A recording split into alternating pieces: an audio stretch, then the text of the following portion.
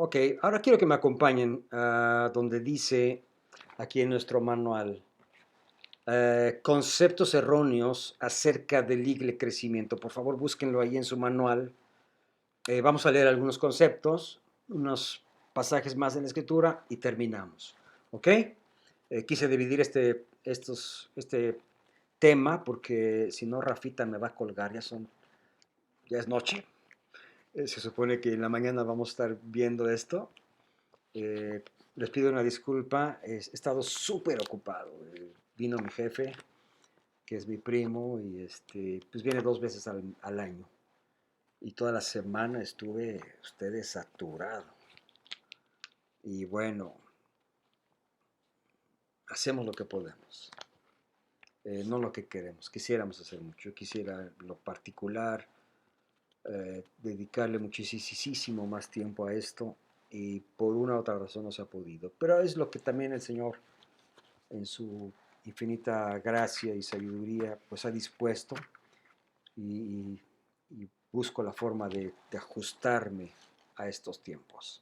Bueno, conceptos erróneos acerca del igle crecimiento. Espero que lo tengan por allá. Ya corre la grabación. Dice ahí numerología, en el inciso número 1, dice numerología. Cualquier cosa que se exagere en su valor debe considerarse como ídolo. El afán por los números y por tener más gente en la iglesia puede convertirse en idolatría.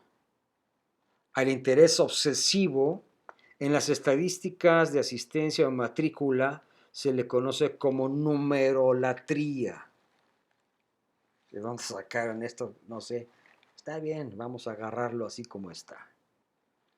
Y sí, pues sí se entiende este concepto porque como ya les mencioné en la primera grabación, hay pastores muy afanados y perturbados y se les ha robado el sueño.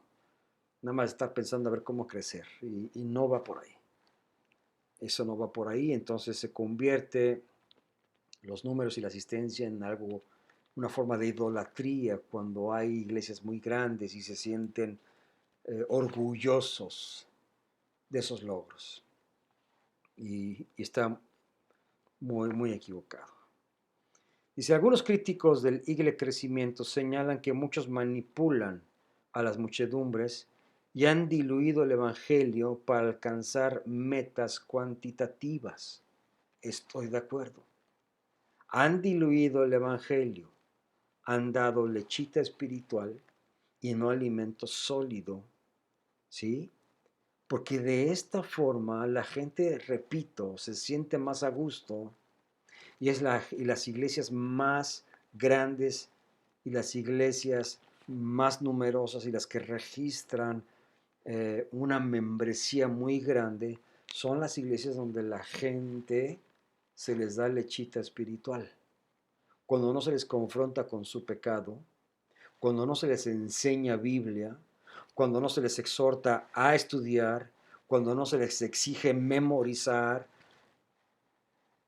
son iglesias de gente conchuda, de gente cómoda, que viene los domingos, toda la semana no lee la Biblia, no estudian y se conforman con un domingo, un mensaje y a veces hasta pobre, porque si es un mensaje diluido, un mensaje que yo le llamo descafeinado, un mensaje como vulgarmente decimos en nuestro léxico, agua de calcetín. No es que habíamos probado café, que decimos, pues, ¿qué le pasa a este café? O a los que lo hicieron más bien, ¿no? O sea, el café no tiene la culpa. Es que me han dado un café más lleno de agua que de nada. Es así exactamente. Son iglesias donde no hay una profundidad espiritual, sí hay una forma impresionante, ¿no? De actividades, de, de formas de tratar de atraer a la gente, pero al final de cuentas es un mensaje súper hueco y no deja ninguna enseñanza. Y, y son mensajes que escuchamos por un lado y salen por el otro y se acabó, jamás tocaron ni impactaron nuestras vidas. Así hay 8 de cada 10 iglesias, quizás hasta más. Ahora dice, por ejemplo, un pastor que no disciplina a una persona que vive en pecado porque teme que se ofenda y se vaya de la iglesia con toda su familia compuesta por una o dos personas o más. Además, se lleva su diezmo. Ahí está. Qué tristeza es que un pastor llegue a ese punto donde diga, cuidado, no se ofendan mis niños porque ya no van a diezmar y no van a ofrendar. Es una blasfemia, ustedes. Llegar a ese punto donde se tenga que apapachar a la gente, donde se les permita hacer lo que quieran, se les permita vivir en adulterio, en fornicación, para que no se vayan. Híjole, de verdad que sucede, las hay y en abundancia. La esencia del libre crecimiento es que la iglesia que crece siga siendo iglesia y no se convierta en un club social, una empresa privada, ni un negocio. Ojo, negocio. Hay otro gravísimo problema en estos días, que las iglesias también se han convertido en negocios. Iglesias que se han convertido en un negocio. Iglesias donde los pastores van envejeciendo, heredan a los hijos que ni siquiera son hombres o mujeres espirituales, pero son heredados de iglesias, de organizaciones, porque a ellos les pertenece, porque son los primogénitos o porque son los herederos del pastor que fundó alguna iglesia. Es otro gravísimo error, muy abundante y existente en estos días. Aquí estamos hablando las cosas como son. Espero no ofender a ninguno de sus pastores, espero no ofender la espiritualidad de nadie. Perdónenme, pero esto existe en el día de hoy. Ahora, dice también, el reino de Dios no busca simplemente en aglutinar gente, tampoco se puede pretender que el crecimiento significa automáticamente la aprobación o bendición de Dios. Exacto. ¿Qué diríamos de tantas sectas que crecen vigorosamente a nuestro alrededor? ¿Verdad? Ahora, el siguiente párrafo dice lo siguiente. En nuestros días, muchas de las masivas decisiones por Cristo debemos reconocerlo, no son resultado de la bendición de Dios, sino de una bien planificada estrategia humana de captación de miembros. Y debido a eso, mucho de lo que hoy se llama crecimiento debería ser considerado una simple engorda exterior. Bueno, suena bien, que como ya lo hemos manifestado, no implica crecimiento interno de las personas ni el desarrollo de un bien establecido en sus personalidades cristianas como un nuevo creyente. Claro está. No debemos confundir los números con la bendición de Dios. Completamente de acuerdo. Quiero entonces que vayamos a otro pasaje de la Escritura que nos va a ayudar a entender lo que ya leímos y lo que ya también les he tratando de decir en el primer capítulo de este estudio. El Señor Jesucristo, ustedes saben, todo su ministerio fue un ministerio rodeado de miles de personas. El Señor Jesucristo, cuando hablaba, cuando abría la boca y cuando hablaba el Evangelio, miles y miles lo seguían. Pero no todos ellos eran discípulos. No todos ellos fueron convertidos. No todos ellos fueron salvos. ¿Me estoy explicando?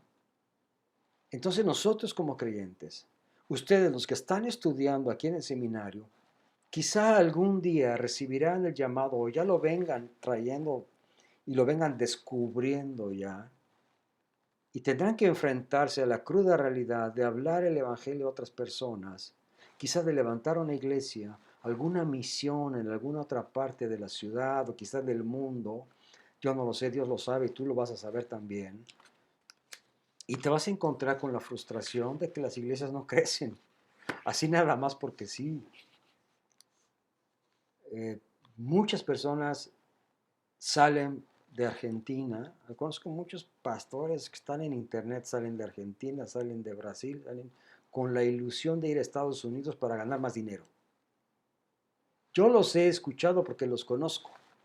Me remito, no quiero decir nombres, pero he conocido pastores que me han presentado en la Ciudad de México y así lo decían. Salían de sus países muriéndose de hambre para irse a otros lugares, principalmente Estados Unidos, para ganar dinero y para comprarse su BMW. Así yo lo escuché, nadie me lo platicó. Por eso, mis amados hermanos, mi descontento con muchas cosas que estamos oyendo y viendo en internet. Ahora, quiero que me acompañes al Evangelio según San Juan. Vamos a ver un ministerio de Jesucristo donde Jesucristo confrontaba con su pecado a todos los que le oían, pero también a los suyos, a los que supuestamente sí le oían. Esa misma confrontación algún día yo la escuché también en mi vida. El hecho de que yo no estuviese en los días de la manifestación de Jesucristo, de Dios hecho hombre en este mundo, y que yo no estuviese ahí presente, no significa que Dios alguna vez no me haya confrontado con mi pecado y me haya hablado durísimo acerca del tema. Dios me ha hablado a mí en lo personal, no sé en tu vida, pero a mí en la mía me ha hablado durísimo y me ha exhortado muchísimo acerca de muchas cosas que he hecho mal en mi vida. Se ha juzgado el Padre sus mejores cartas para hacerme entender que alejados de Él nada podemos hacer. Ha tomado riesgos Dios al momento de disciplinarnos, al momento de exhortarnos. Se ha arriesgado todo el Padre por nuestras vidas. Acompáñame, por favor. Vamos al Evangelio según San Juan, al capítulo 6. Mateo, Marcos, Lucas, Juan. Y cuando terminemos de analizar este pasaje,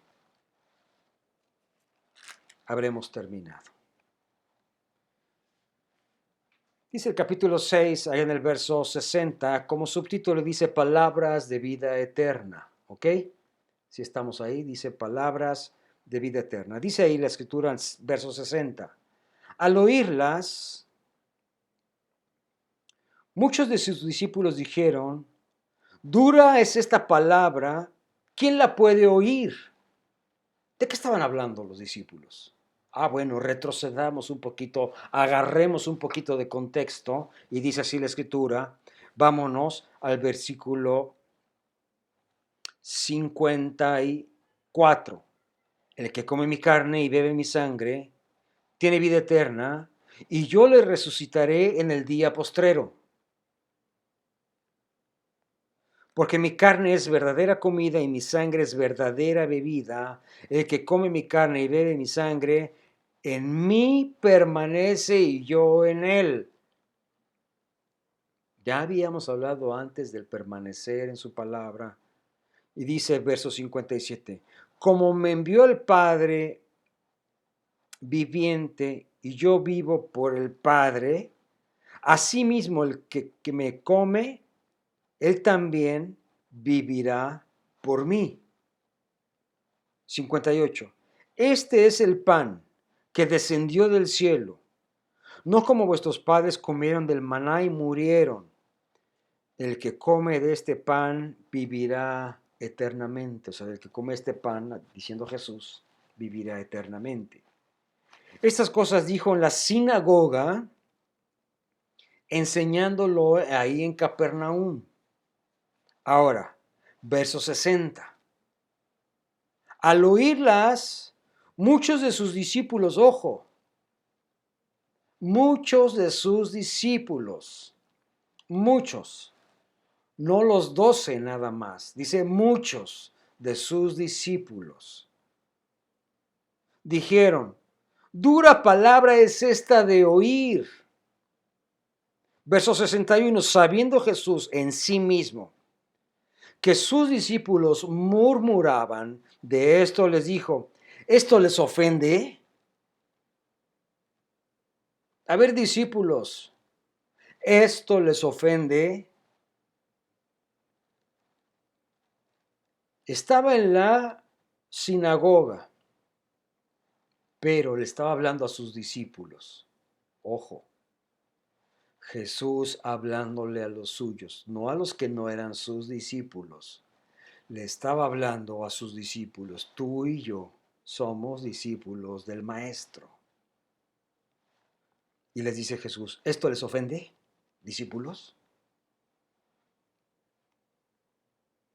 Pues qué, si vieres al Hijo del Hombre subir a donde estaba primero, el Espíritu es el que da vida, la carne para nada aprovecha. Las palabras que yo les he hablado son espíritu y son vida.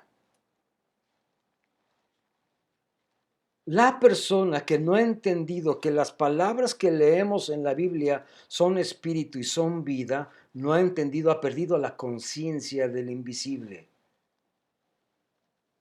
No ha entendido de la presencia manifiesta de Dios en su vida.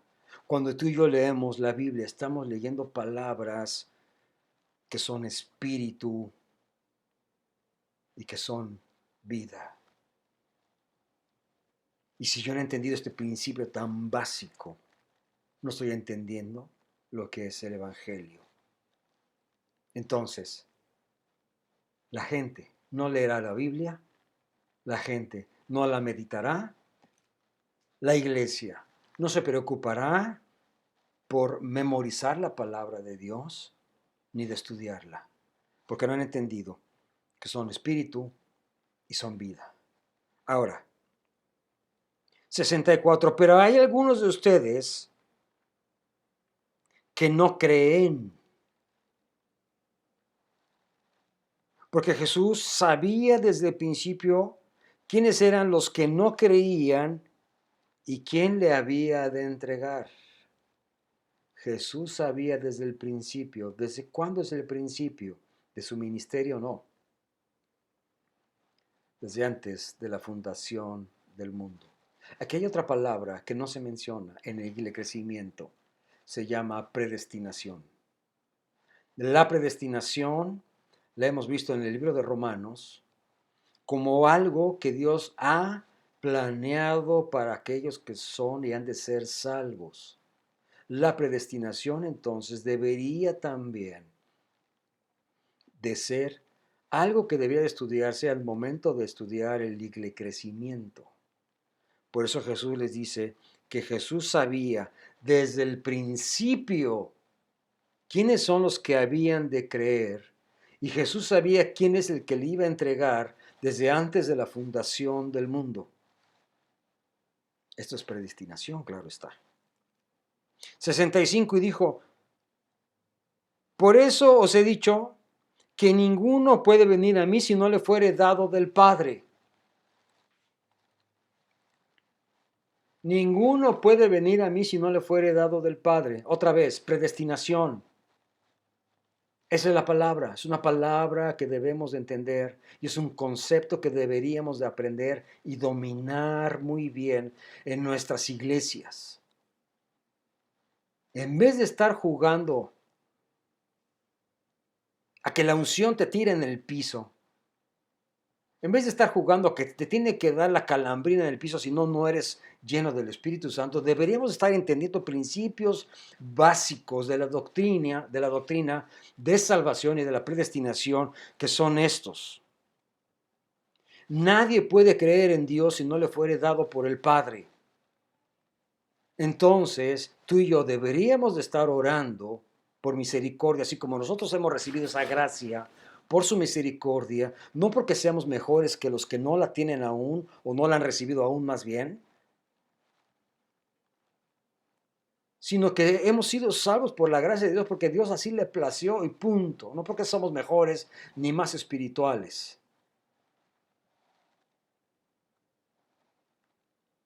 Dice ahí, nadie puede venir a mí si no le fuere dado del Padre. Deberíamos estar orando por aquellos padres, sálvalos. Así como a mí me salvaste, por favor, sálvalos a ellos también. 66, perdón. Desde entonces muchos de sus discípulos volvieron atrás. Ojo, muchos de sus discípulos volvieron atrás y ya no andaban con él. Jesús, el Hijo de Dios, Jesús mismo, el Dios hecho carne, confrontando a sus discípulos. Ojo, repito, no estaba hablándoles a los judíos de la sinagoga, aquellos que no, les estaba hablando a sus discípulos. En pocas palabras, te estaba hablando a ti y me estaba hablando a mí.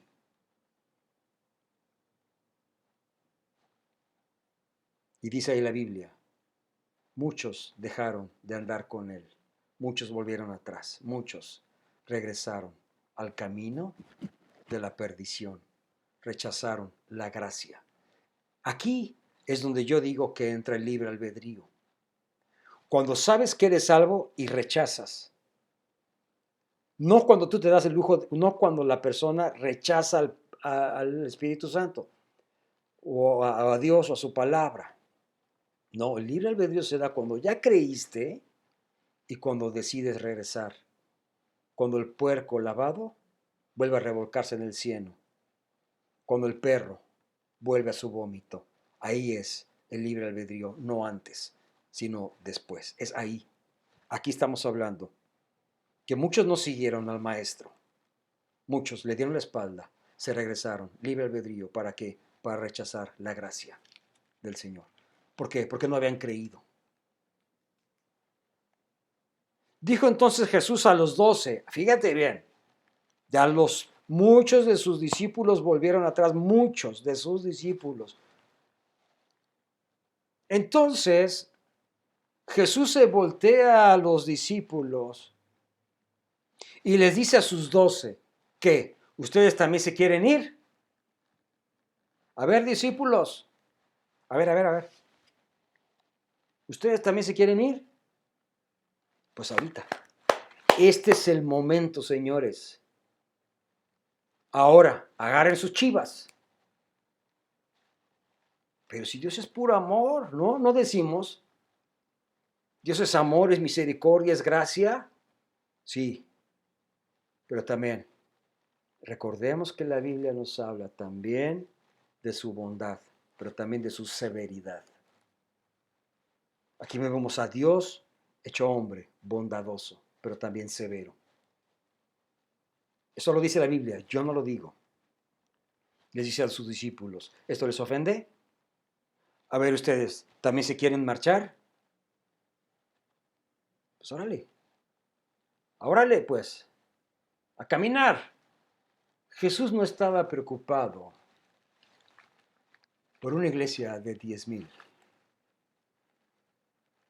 Jesús estaba pensando en 12, que fueran fieles, porque muchos son llamados, pero pocos son escogidos. Porque estrecha es la puerta, pero que lleva a la salvación, pero ancha es la que lleva a la perdición. Muchos llegan a las iglesias como simpatizantes. Se sienten a gusto, están bien ahí. Eso no significa ser salvo. Eso no significa ser discípulo. Tú eres discípulo, yo soy discípulo. Creo entonces que más de una vez el Padre nos va a preguntar, ¿qué? ¿Esto te ofende? ¿Te quieres ir? ¿Te quieres ir? Oh, entonces me encanta Pedro acá. Entonces le respondió Simón Pedro, esta era una bala ustedes. Me encanta el Peter. Era una bala, don Pedro. Dice, Señor, ¿a quién iremos? Oye, Pedro estaba aprendiendo a pensar las escrituras, estaba aprendiendo a pensar las palabras de vida eterna que son espíritu. ¿A quién iremos si tus palabras, si tú tienes palabra de vida eterna? ¿A quién iremos? La palabra de vida eterna, preciosos, nos confronta con nuestro pecado. La palabra de vida eterna nos va a sacar de nuestro nivel de confort, de nuestra mediocridad espiritual. Las palabras de vida eterna nos va a sacar del desengaño donde hemos vivido muchas iglesias pensando que 3,000, 10,000, 5,000, que están a gusto, son salvos y que estoy haciendo bien las cosas. Eso nada tiene que ver. Porque yo planté, Apolo regó, dijo Pablo, pero el crecimiento lo da Dios. Palabras de vida eterna. El Dios de la bondad, el Dios también, que es severo. 69. Nosotros hemos creído y conocemos que tú eres el Cristo, el Hijo del Dios viviente. Y Jesús le respondió, ¿no sé, no los he escogido yo?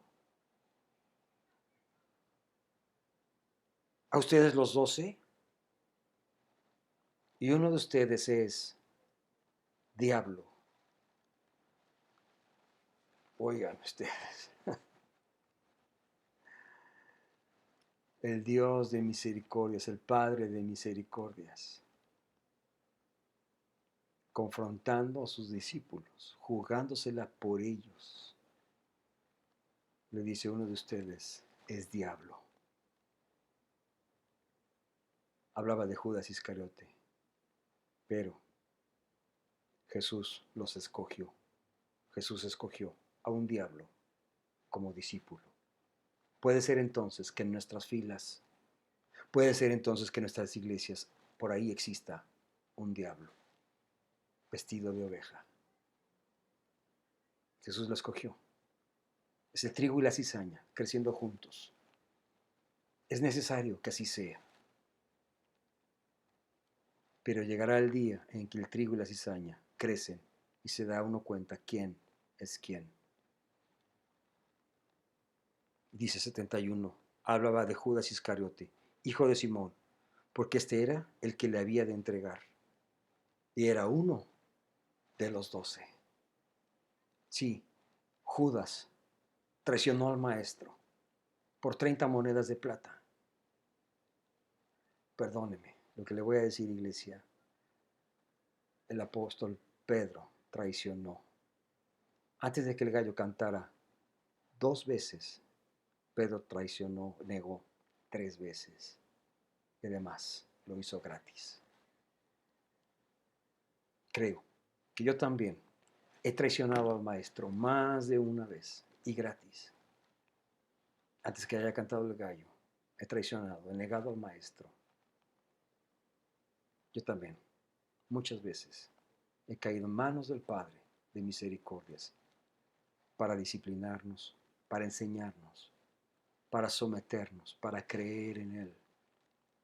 El libre crecimiento no se da por mis buenas obras, por una excelente predicación, ni por la elocuencia de un pastor o un predicador, ni por la super alabanza, ni nada de esto. Yo planté, Apolo regó, pero se nos ha olvidado en las iglesias que el crecimiento lo ha dado Dios. Estamos en contacto, un abrazo y hasta la próxima.